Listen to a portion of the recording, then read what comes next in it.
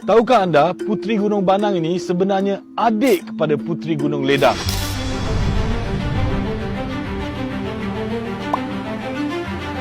Bezanya, Puteri Gunung Banang ni sebenarnya seorang pemalu atau introvert ikut bahasa orang sekarang. Sebab tu, ramai yang tak tahu pasal Puteri Gunung Banang. Gunung Banang ini terletak di Batu Pahat, Johor. Tingginya dalam 432 meter je dari paras laut. Tapi jangan pandang rendah sebab di sinilah dikatakan tempat tinggal Puteri Gunung Banang, iaitu adik kepada Puteri Gunung Ledang yang popular itu. Menurut cerita, Puteri Gunung Banang merupakan seorang puteri bunian, cantik, lemah lembut dan memilih untuk menyepi jauh dari manusia. Kiranya, dia jenis low profile. Tak macam kakak dia yang selalu keluar TV. Puteri Gunung Banang ni lebih suka duduk senyap dalam dunianya sendiri. Kalau kita tengok sejarah lama, Gunung Banang ini pernah diabadikan dalam lagu asli dan filem klasik sejak 1959 lagi.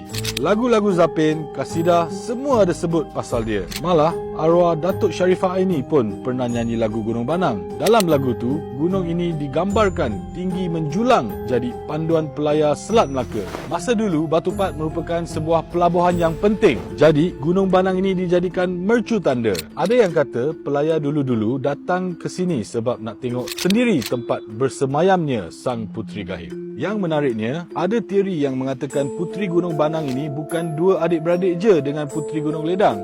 Tapi sebenarnya ada 7 adik-beradik kesemuanya yang menguasai gunung-gunung di sekitar Johor sampai ke Pahang. Contohnya Puteri Gunung Panti, Puteri Gunung Beremban dan lain-lain. Tapi semua ni bukan makhluk biasa. Mereka ialah orang bunian. Bukan semua orang yang boleh nampak mereka.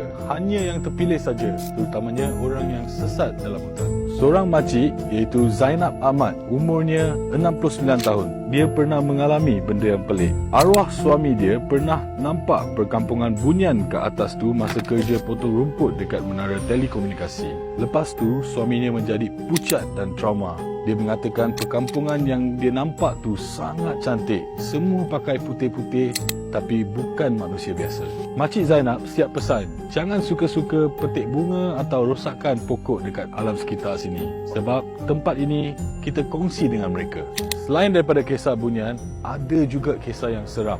Ada pendaki pernah nampak lembaga perempuan rambut panjang, baju putih. Siap ada pekerja telekom tersesat sampai ke bawah gunung kat Jalan Tanjung Labu. Padahal 20 km daripada puncak.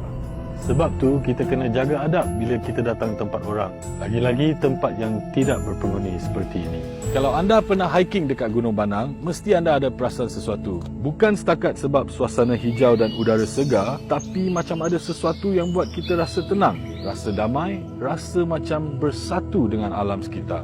Sebab itu, ramai orang tak kira muda atau tua suka datang sini. Bukan nak kejar puncak semata-mata, tapi nak pause kejap dari dunia yang sibuk. Dekat sinilah kita boleh dengar bunyi atau suara alam.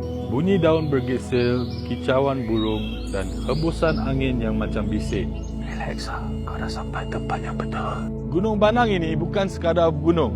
Ia merupakan sebahagian daripada warisan budaya dan sejarah Batu Pahat. Datanglah ke Batu Pahat sendiri untuk melihat Gunung Banang, gunung yang menyimpan 1001 kisah. Mana tahu, mungkin Puteri Gunung Banang tengah tengok kita dari atas sana. Kenal asal-usul, kuatkan jati diri dan jom follow man.